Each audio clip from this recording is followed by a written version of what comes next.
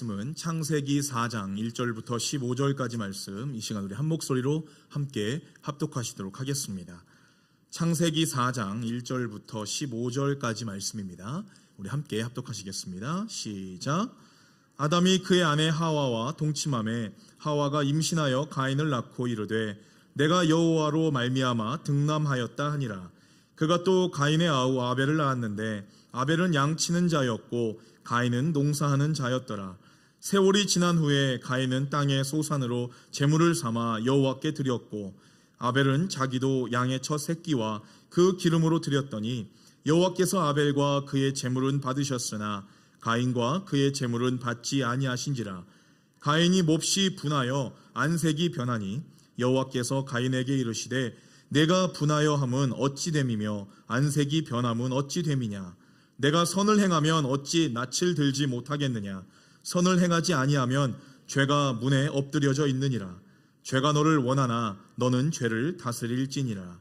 가인이 그의 아우 아벨에게 말하고 그들이 들에 있을 때에 가인이 그의 아우 아벨을 쳐 죽이니라. 여호와께서 가인에게 이르시되 내 아우 아벨이 어디 있느냐. 그가 이르되 내가 알지 못하나이다. 내가 내 아우를 지키는 자이니까. 이르시되 내가 무엇을 하였느냐. 내 아우의 핏소리가 땅에서부터 내게 호소하느니라.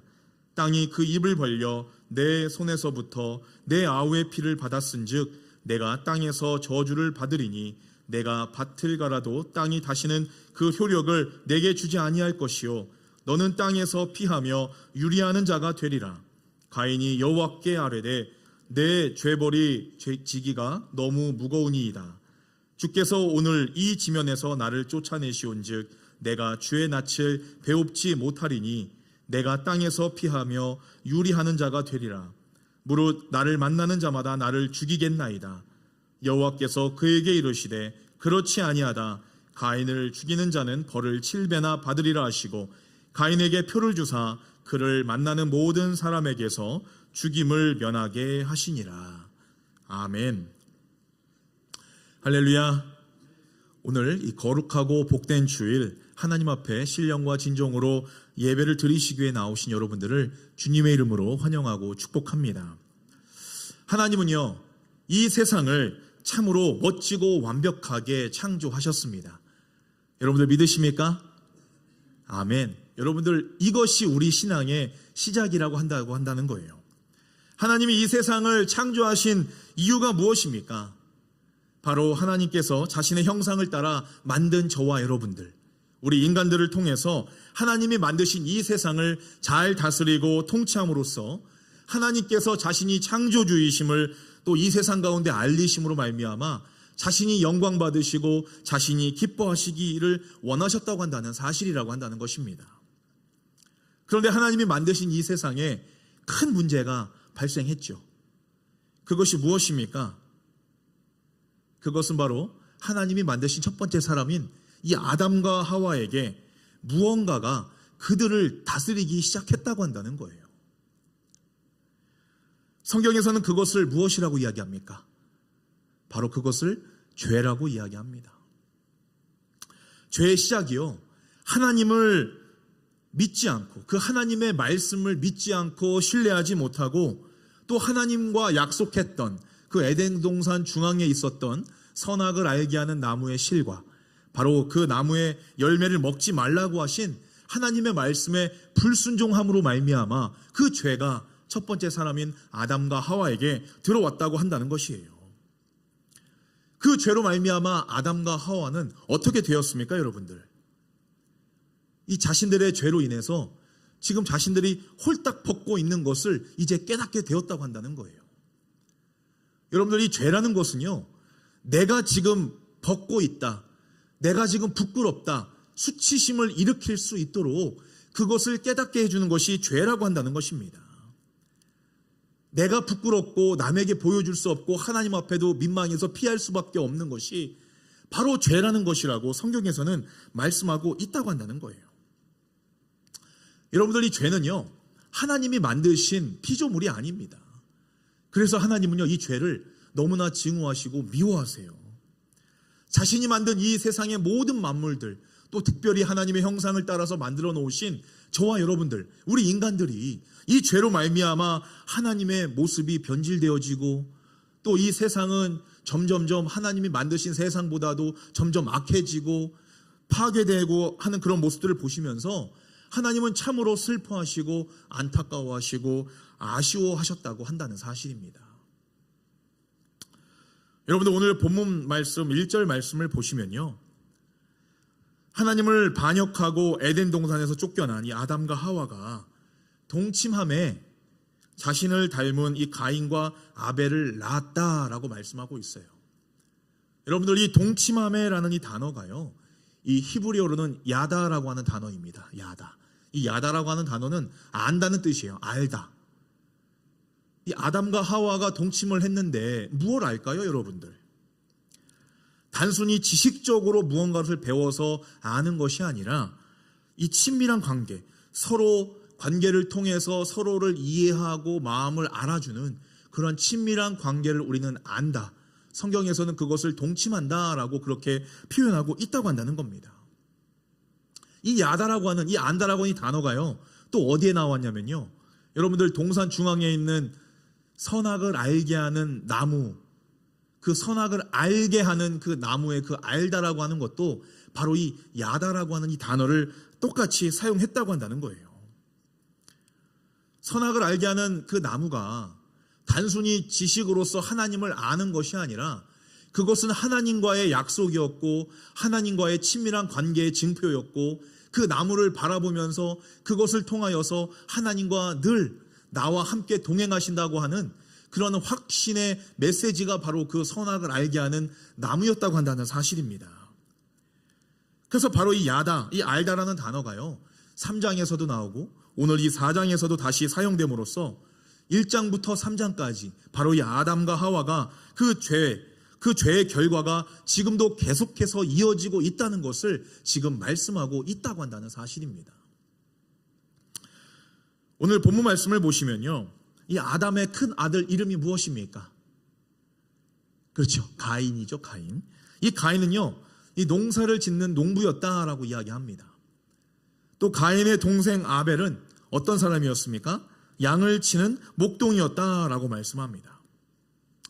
이 가인과 아벨은요, 이 아담과 하와를 통해서 이 세상을 창조하신 하나님이 어떤 하나님이시고 부모인 아담과 하와가 어떻게 이 땅에 태어나게 되었고 또 하나님께서 이 세상을 어떻게 통치하시고 이끌어 가시는지 그런 부분에 대해서 이 자식들에게 다 가르쳐 주었어요.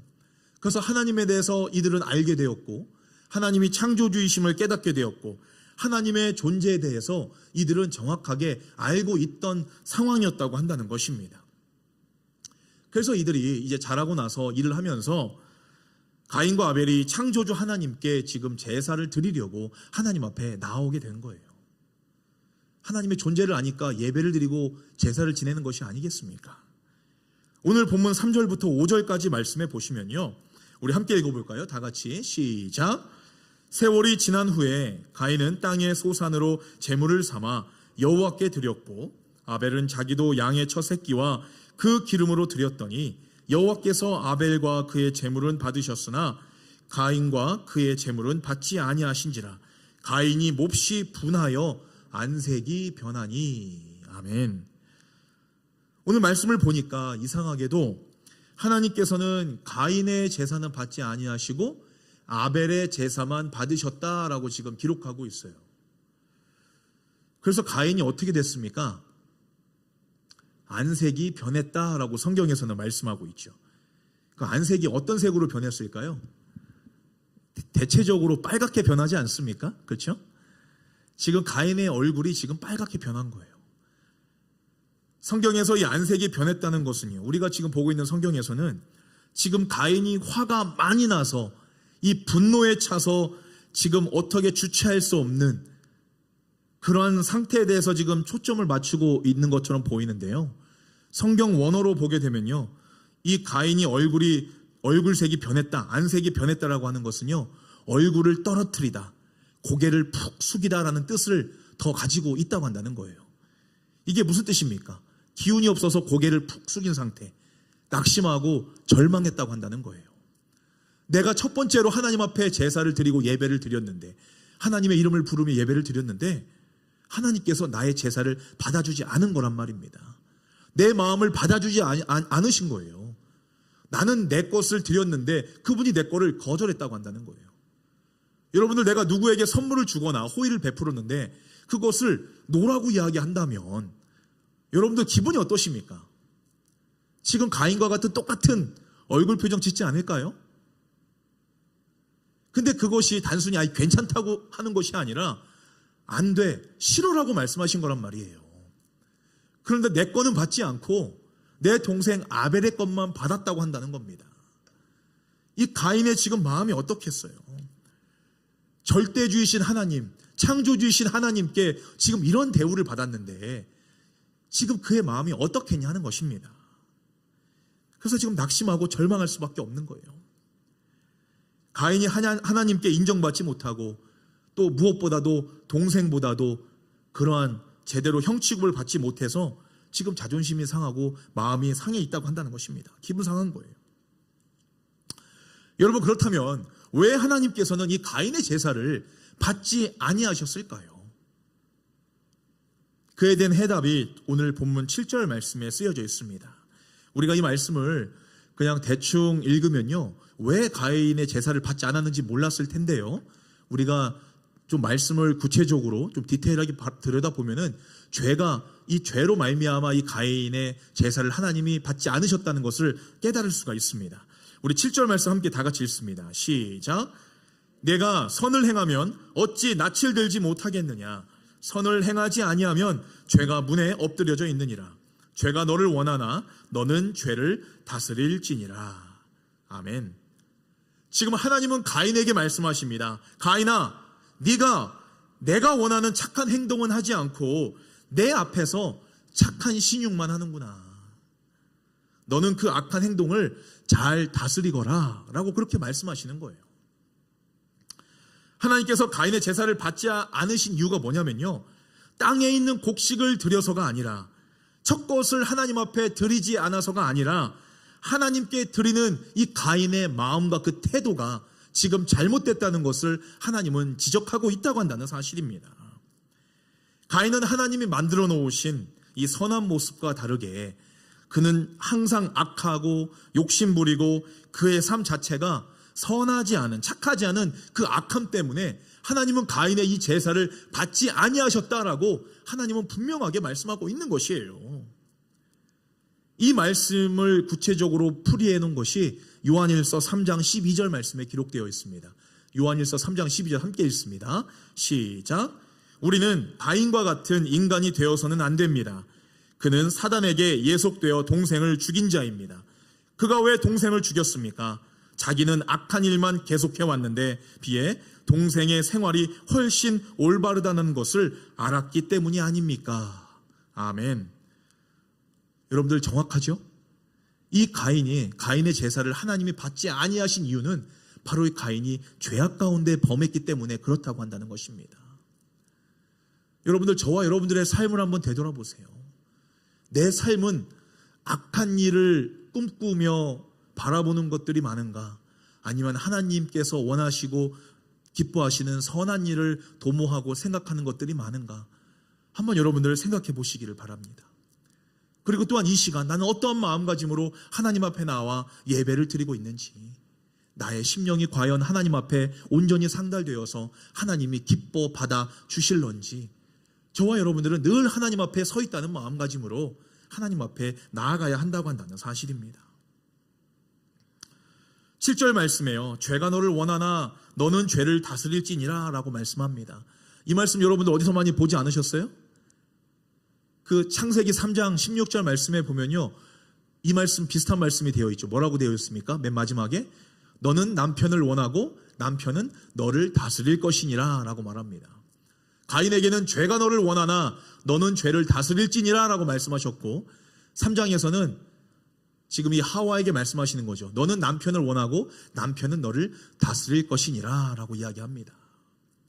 이제는 능동적으로 내가 적극적으로 뭔가 행하는 주체가 아니라 이제는 수동적으로 피동적으로 받아들일 수밖에 없는 그런 존재로 전락했다고 한다는 것을 말씀하고 있다고 한다는 거예요.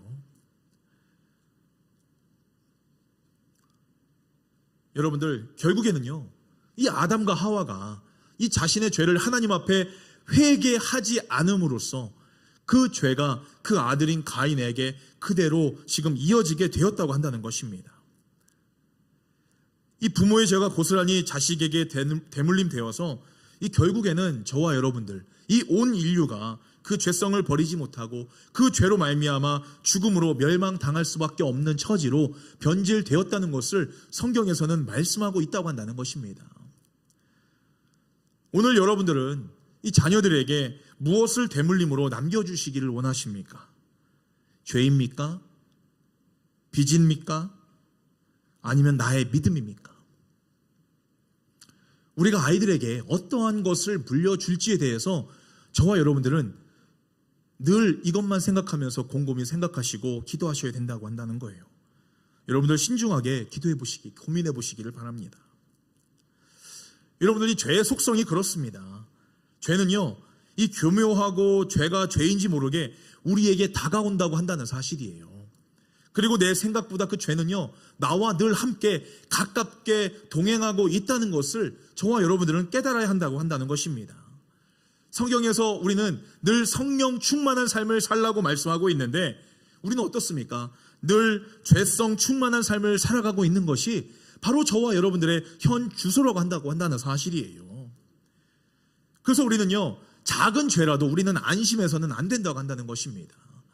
그 죄라고 한다는 것을요, 내가 임의적으로 이것은 작고 이것은 크고 이것은 지켜야 되고 이것은 지키지 말아야 한다고, 그것은 내가 판단할 것이 아니라고 한다는 거예요. 오늘 가인도 마찬가지입니다.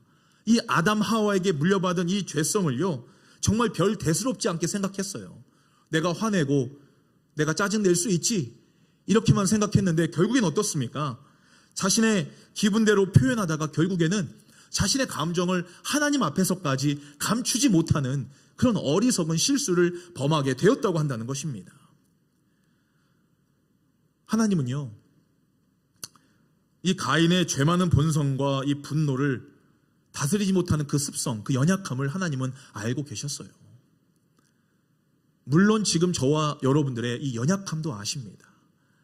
하나님은 이 죄 문제를 해결하시기 위해서 지금 가인에게 이렇게 접근하세요. 먼저 찾아가서 말씀하십니다. 7절 말씀에서 이렇게 말씀하죠. 내가 잘하였다면 어째서 내가 내 재물을 받아들이지 않겠느냐? 어째서 고개를 들지 못하느냐? 내가 못된 생각을 갖고 있다면 죄가 내 마음의 문 앞에 도사리고 앉아 있다가 급기야는 너를 집어 삼키고 말 것이다. 그러니 너는 마음을 잘 다스려야 하리라. 하나님이 뭐라고 말씀하십니까? 그 죄악으로 가득 차 있는 가인에게 뭐라고 말씀하세요? 너는 내 마음을 좀 잘 다스려라 라고 말씀하고 있다고 한다는 거예요. 가인아, 내 마음속에 늘 있는 악한 생각들과 그 악한 행동들, 그리고 욱하는 그 성질을 좀 벗어 던져라. 너 그러다가 일레겄다. 가인아, 알아들었지? 하나님은 먼저 내 마음에 있는 죄성의 욕망이 내 행동으로 나타나기 이전에 하나님은 우리에게 다가오셔서 먼저 말씀해 주고 계시다고 한다는 사실이에요. 여러분, 하나님은요, 죄를 작은 죄나 큰 죄나 심각하게 여기시는 하나님이십니다. 하나님은 가인에게 마음속에 있는 죄의 욕망을 지금 죽이라고 말씀하고 계신 거예요. 하나님은 가인에 대해서 너무나 잘 알고 계셨고 그의 연약함을 아시기 때문에 그 죄로부터 멀리 떨어져 있기를 하나님은 죄 짓기 전에 말씀하고 계시다고 한다는 사실입니다. 여러분들, 바로 이것이 하나님의 사랑이에요. 우리를 사랑하시기 때문에 우리가 내 마음속에 작은 죄를 품고 있기만 해도 그것이 죄라고 말씀하시는데, 그 죄가 있을 때마다 우리가 행동으로 나타나지 않도록 하나님은 우리에게 먼저 다가오셔서 우리가 잘못되지 않고 삐뚤어지지 않도록 우리를 컨트롤하시고 말씀해 주신다고 한다는 사실입니다. 하나님은 우리가 우리의 연약함으로 말미암아 죄 가운데 빠지지 아니하고 우리의 인생 가운데 늘 찾아와 주셔서 우리가 바르고 옳은 길로 나아갈 수 있도록 하나님은 저희들의 삶, 바로 저와 여러분들의 삶을, 인생을 책임져 주신다고 한다는 사실을 반드시 기억하시는 저와 여러분이 되시기를 간절히 바랍니다. 여러분들, 우리가 인생을 실패할 때가 언제입니까? 바로 하나님의 음성을 듣지 못할 때가 우리가 인생을 실패할 때라고 한다는 거예요. 또한 하나님의 말씀에 귀를 기울이지 아니하고 하나님의 영광을 먼저 생각하기보다는 내 감정과 내 뜻대로, 내 기분대로 행하다가 대부분 실패하는 모습들을 우리는 많이 바라보게 된다고 한다는 것입니다. 오늘 본문 말씀에 보면요, 이 안타깝게도 이 결국 가인은 8절 말씀에서 자신의 마음에 담은 악한 생각과 행동을 하나님께서 정말 조심하라라고 염려하시고 경고하신 그 죄를 몸소 실행으로 옮기게 되는 그런 모습들을 보게 됩니다. 결국 가인은요, 아벨을 아무도 없는 들판으로 오라고 그래요. 그리고 나서 그곳에서 믿었던 형이 동생을 쳐 죽이게 됩니다. 마음에 가득 차 있던, 처음에는 그것이 욕심이었고 질투였고 작은 거였지만 그것이 점점점 욕망으로 성장하다 보니까 그것이 이제는 죄로서, 삶의 행동으로서 나타날 수밖에 없다고 한다는 것입니다. 자신의 욕망, 그 죄악을 다스리지 못해서 결국에는 살인까지 저질러 버렸다고 한다는 것입니다. 사탄은요, 이 상황 가운데서도 그 아버지 아담과 하와에게 임했던 그 사탄, 그 부모와 함께했던 그 사탄이 지금도 가인에게서 뭐라고 이야기했겠습니까? 네가 형인데 어찌 동생이 버르장머리 없이 나와 똑같이 제세를 드리다가 네 건 안 받고 동생 것만 받았느냐? 이 동생만 없어지면 가인아, 네가 하나님 앞에 first고 네가 첫 번째고 네가 최고야. 사탄이 그렇게 이야기했다고 한다는 거예요. 잘 보시면요, 틀린 말은 아닌데 사실은 아니죠. 사탄은 늘 우리의 연약함을 건드려서 우리가 이런 죄의 수렁에 빠지도록 우리를 항상 이끌어 가고 있다고 한다는 사실입니다. 우리의 연약함이 여러분들 무엇이세요? 저와 여러분들, 지난주에 얘기했죠. 뭐니 해도 머니로 뭐 강하신 분 없으신 것 같아요. 우리 인간들이 어떻습니까? 항상 물질에 약합니다. 또 건강에 약하고요, 명예에 약하고, 자존심에 약하고, 자식들에게 약하고, 또 내가 무시당하는 거에 약하고, 누군가 비교되는 거에 약하고. 우리의 연약함은요, 각자마다 다 다르게, 이 사탄은요, 우리의 모습을 정말 뚫어지게 바라보고 다 알고 있다고 한다는 사실이에요. 사탄은 그것으로 말미암아 저와 여러분들이 하나님의 자녀로서 무너지고 쓰러지고 하나님의 영광을 위해서 살지 못하도록 그렇게 만들어 버린다고 한다는 사실입니다. 그래서 우리는 내 연약함이 무엇인지를 우리는 정확하게 알고 있어야 한다는 것입니다. 하나님이 나를 어떻게 만들어 놓으셨는지, 나의 장점은 무엇인지, 나의 단점은 무엇인지, 또 하나님이 나를 특별하게 만드신 그 특이점은 무엇인지를 정확하게 알고 있어야지만 사탄이 나에게 다가왔을 때 이것은 내가 어떻게 대응해야 되고 하나님 앞에 어떻게 도움을 구해야 되는지 우리는 알 수가 있다고 한다는 것입니다. 여러분, 오늘 이 아벨이요, 하나님 앞에 온전하게 믿음의 제사를 드렸다라고 말씀하고 있잖아요. 이 믿음으로 드렸다 하는 이 말은요, 하나님이 만드신 그 선한 모습대로 하나님이 나에게 주신 그 내가 가지고 있는 최고의 것으로 하나님 앞에 드린 것을 이 믿음으로 드렸다라고 말씀하고 있는 겁니다. 하나님은 그래서 아벨의 제사를 받으신 거예요. 저와 여러분들, 이 시간 하나님 앞에 나와 예배드리는 저와 여러분들, 우리는 하나님 앞에 지금 나의 최고의 것을 구별해서 하나님 앞에 온전히 올려드리고 있는지 한번 나를 돌아보시는 저와 여러분이 되시기를 바랍니다. 가인이 동생을 아벨을 죽이고 나서 하나님은 가인에게 먼저 찾아와 지금 물으시지요. 9절 말씀 우리 함께 읽습니다. 시작. 여호와께서 가인에게 물으셨다. 가인아, 내 아우 아벨이 어디 있느냐? 가인이 대답하였다. 모릅니다. 제가 제 아우를 돌보는 사람입니까? 여러분들, 가인아, 내 동생 아벨이 어디 있느냐? 하나님이 이렇게 물어보시는데 가인이 뭐라고 대답합니까? 모릅니다. 제가 제 아우를 돌보는 사람입니까? 여러분들, 하나님은요, 이 가인을 찾을 때도 마찬가지였지만 아담을 찾을 때도 말씀하셨죠. 뭐라고 말씀하셨죠? 아담아, 내가 어디 있느냐? 아담이 그 죄로 인해서 하나님 앞에서 숨어서 나무 뒤에 숨어 있을 때에도 하나님은 아담아 어디 있느냐라고 찾으셨는데, 지금 하나님은 이 가인에게도 찾아오셔서 가인아, 내 동생 아벨이 어디 있느냐라고 먼저 묻고 계신 거예요. 하나님이 지금 이 아담이 어디 숨어 있는지 모르셔서, 지금 아벨이 어디에 죽어서 엎드러져 있는지 모르셔서 지금 가인에게 묻고 계신 것일까요? 아니죠. 하나님께서 왜 가인에게 지금 이렇게 먼저 찾아와 네 동생 아벨이 어디 있느냐라고 묻고 계신 것일까요? 지금 하나님은요, 가인아, 내가 네가 한 짓을 다 알고 있으니까 너는 회개하거라. 회개하라고 말씀하시는 거예요. 죄를 지었을 때 하나님은요, 먼저 화를 내시고 혼내시는 하나님이 아니시라 그 잘못을 뉘우치고 깨닫고 다시금 돌아올 수 있도록, 그 죄를 뉘우치고 돌이킬 수 있도록 이 회개의 시간을 하나님은 말씀하시고 지금 감동을 주시고 계시다고 한다는 것입니다. 우리도 그렇잖아요. 죄를 지을 때마다 하나님께서 우리에게 늘 말씀하십니까? 우리에게 늘 회초리를 드세요? 절대 그런 하나님이 아니시죠. 우리가 죄를 지을 때마다 뭐라고 말씀하십니까? 태근아, 이건 아니잖아. 좀 마음을 돌이키거라. 네가 무엇을 잘못했는지 다시 한번 생각해 보렴.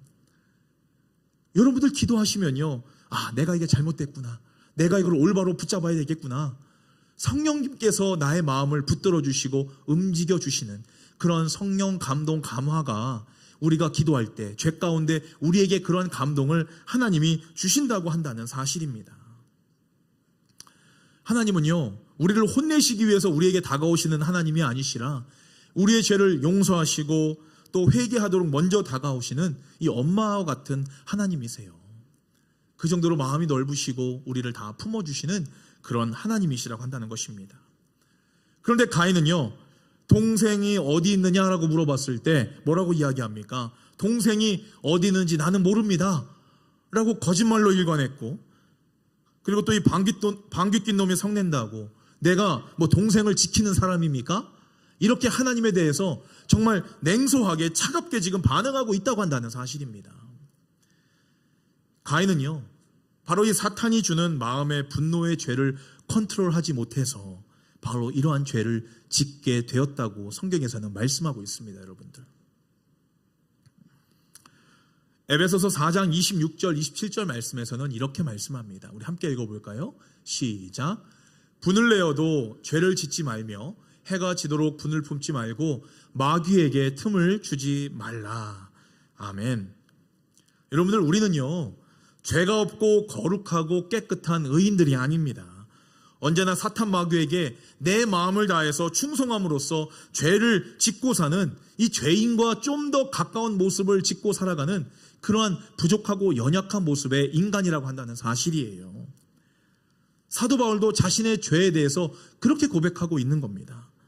또 사도 바울은 로마서 7장 19절부터 23절까지 말씀에 대해서 이 죄에서 내 눈앞에 있는 이 죄를 내가 어떻게 할 수 없어서 정말 낙심하고 힘들어하고 연약해하는 자기의 모습에 대해서 지금 고백하고 있습니다. 우리 길지만 우리 함께 합독하시도록 하겠습니다. 내 고백이라고 생각하고 함께 고백하도록 하겠습니다. 시작. 선한 일을 하고 싶어도 되지 않고 악한 일을 하지 않으려고 애를 써도 되지 않습니다. 이제 내가 원하지 않는 일을 하고 있는 게 사실이라면 문제는 분명해집니다. 죄가 아직도 나를 사로잡고 있다는 사실입니다. 나 스스로는 늘 올바른 일을 원하나 어쩔 수 없이 잘못된 일을 해버리는 이것이 인생의 현실인 것 같습니다. 속으로 하나님의 뜻을 따라서 살고 싶어 하면서도 내 속 깊은 곳에 어떤 다른 것이 있어서 그것이 내 마음에 분란을 일으켜 나를 누르고 아직도 내 속에 도사리고 있는 죄의 노예로 만들어버립니다. 나는 마음으로는 늘 기쁨으로 하나님을 섬기는 종이 되기를 원하면서도 실제로는 여전히 죄의 노예가 되어 있는 자신을 봅니다. 이제 여러분은 내 형편이 어떻다는 것을 아셨을 것입니다. 아, 나는 얼마나 비참한 처지에 놓인 인간입니까? 누가 이 죽을 수밖에 없는 노예 상태에서 나를 해방시켜 줄 것입니까? 하나님께 감사드립니다. 우리 주 예수 그리스도께서 나를 해방시키셨습니다. 그분이 나를 해방시켜 주셨습니다. 아멘. 사도 바울은요, 지금 우리가 죄와 마주하고 있는 모습에 대해서 정말 너무나 정확하게 지금 말해주고 있어요. 왜 이렇게 잘 알고 있을까요? 사도 바울은요, 바로 그러한 모습이 자신의 모습이었기 때문에 그렇다고 한다는 것입니다. 사도 바울보다 좀 나는 괜찮은 사람이다라고 생각하시는 분 계세요? 저는 아니더라고요. 사도 바울도 똑같은 인간이었습니다. 성령 하나님의 인도하심을 받고 예수 그리스도를 만난 하나님의 말씀을 전하는 복음 전파자, 복음 선포자임에도 불구하고 이러한 죄 문제에 대해서 자유하지 못한 모습이 바로 이 사도 바울의 모습이었다고 한다는 거예요.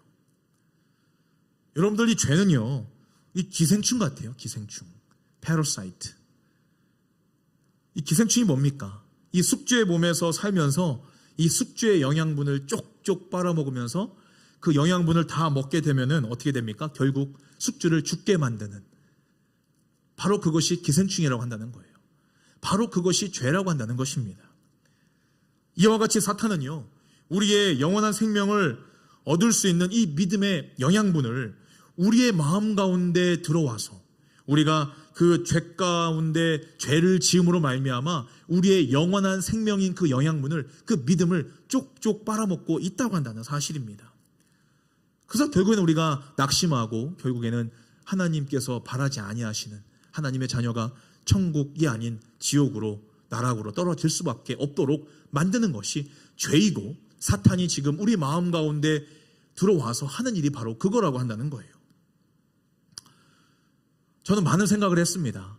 과연 이 아담과 하와가 쫓겨났던 그 에덴 동산이 과연 지금 어디 있을까? 지금 그 에덴 동산이 실질적으로 있었다면 바로 그 에덴 동산은 어디 있을까라고 생각을 했습니다. 저는 기도하는 가운데 그런 생각이 들더라고요. 그 에덴 동산은 바로 내 마음이다. 내 마음이다. 자, 사진 보여주세요, 도현 형제. 자, 여러분들, 이거 제가 만들어 봤어요. 그 에덴 동산이요, 바로 지금 우리의 마음 가운데 있겠다 싶더라고요. 여러분들, 우리의 마음의 동산의 중앙에는요, 우리를 영원히 살게 하는 그런 생명나무가 한 그루 심겨져 있고, 또 선악을 알게 하는 그 나무가 지금 우리의 마음 동산, 그 동산 중앙에 이 두 가지 나무가 지금 심겨져 있다라고 생각합니다. 그래서 우리는요, 이 생명, 우리에게 생명을 주는 이 나무를요, 예수 그리스도다라고 우리가 그렇게 불러보고요, 또 우리에게 선악을 알게 하는 그 나무를요, 우리는 양심나무다라고 한번 불러보도록 하겠습니다. 그런데 우리의 마음에, 이 동산에 이 뱀이라고 한다는 이 사탄이 들어와서 이 선악을 알게 하는 양심나무의 열매를 맛있게 잘 포장하고 먹음직하고 보기 좋게 이렇게 만들어서 저와 여러분들을 날마다 유혹하고 있다고 한다는 사실이에요. 그래서 사탄이 주는 그 양심나무의 그 열매를 따먹도록, 양심을 따먹으면 어떻습니까? 그 양심이 하나씩 하나씩 없어지는 거예요. 그 죄 가운데 빠질 수 있도록 사탄 마귀는 우리를 유혹하고 죄로부터 벗어나지 못하도록 우리를 꽉 올마매고 있다고 한다는 사실입니다. 여러분들, 지금 우리는요, 마음속에 우리가 뱀 한 마리 정말 키우면서 살아가고 있지만 내 안에 계신 성령님께서는 그 뱀이 하는 그 소리를 너희들은 무시하고 오로지 생명나무의 열매, 예수 그리스도께서 주시는 그 생명나무의 열매만 먹고 너희들은 영생을 누려라 라고 하는 그 음성만 듣기를 원하신다고 한다는 사실입니다. 여러분들, 이 죄의 시작이요, 바로 하나님을 하나님으로 인정하지 아니하는 바로 그 마음에서부터 시작됨을 우리는 반드시 명심해야 된다고 여러분들은 마음에 새기시기를 바랍니다. 야고보서 1장 14절 15절 말씀에 이렇게 말씀합니다. 우리 함께 읽어볼까요? 시작. 오직 각 사람이 시험을 받는 것은 자기 욕심에 끌려 미혹됨이니 욕심이 잉태한 즉 죄를 낳고 죄가 장성한 즉 사망을 낳느니라. 아멘. 우리가 너무나 잘 아는 말씀이죠. 우리 마음 가운데 그 욕심은 언제나 늘 있다고 한다는 사실입니다. 여러분들, 우리가 죄인으로서 욕심의 마음을 품는 건요, 지극히 정상적인 모습입니다. 여러분들, 자책하지 마세요.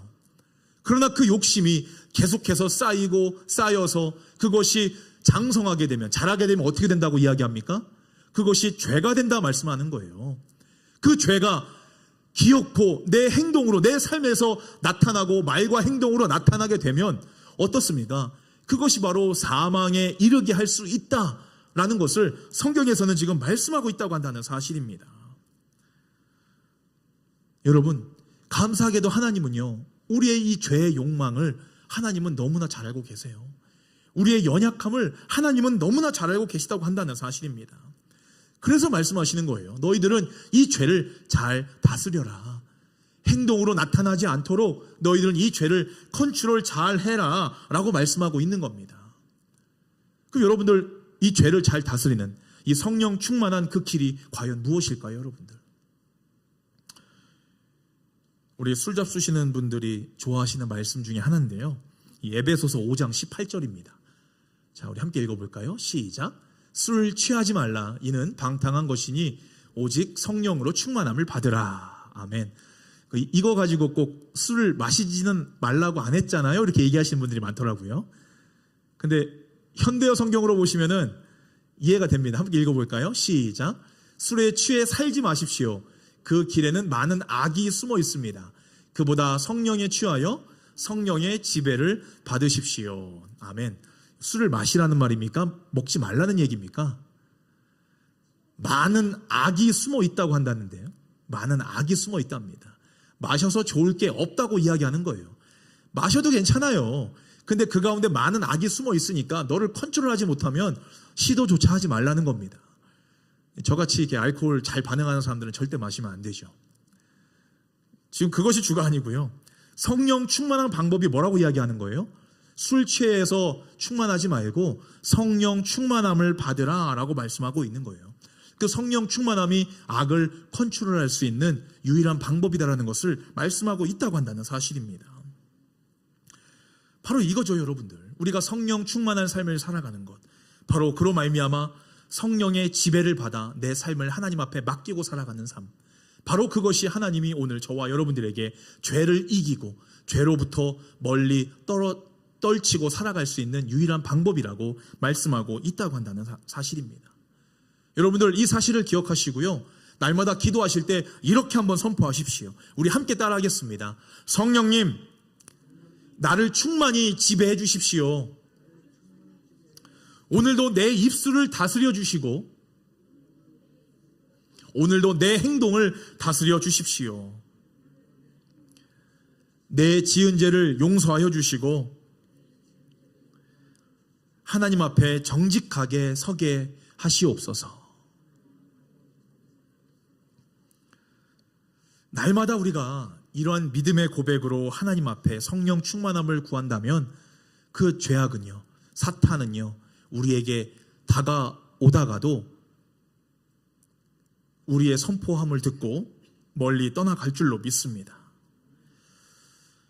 여러분들, 하나님께서는 이 세상의 그 죄 문제를 해결하시기 위해서 우리에게는 성령 충만함을 말씀하셨지만 이 근본적인 해결책을 우리에게 보내주셨습니다. 바로 그것은 우리의 죄를 위해서 십자가에서 달려 죽으신 예수 그리스도, 십자가의 그 은혜와 긍휼하심과 사랑이라고 한다는 것입니다. 우리는 단 한시라도, 단 1초라도 이 예수님의 그 은혜와 하나님의 그 크신 사랑을 절대로 잊어서는 안 된다고 한다는 사실이에요. 하나님은요, 이 세상 가운데, 그리고 저와 여러분들, 이 세상의 모든 사람들이 이 죄를 이기고 하나님이 만드신 세상으로 다시 회복하기를 간절히 바라신다는 사실을 명심하시기를 바랍니다. 하나님은 예수님의 희생을 통하여서 우리의 죄를 용서하셨고 오늘도 그러한 사실을 저와 여러분들이 이 세상에 나아가 선포하기를 원하신다고 한다는 사실입니다. 이번 사순절을 보내고 있는 성원교회 우리 가족 여러분, 이번 사순절 우리의 죄 때문에 십자가에서 달려 죽으시고 우리를 구원하시기 위해 모진 고초 고난당하신 그 예수님의 고난에 함께 믿음으로 동참하시는 저와 여러분이 되시기를 바랍니다.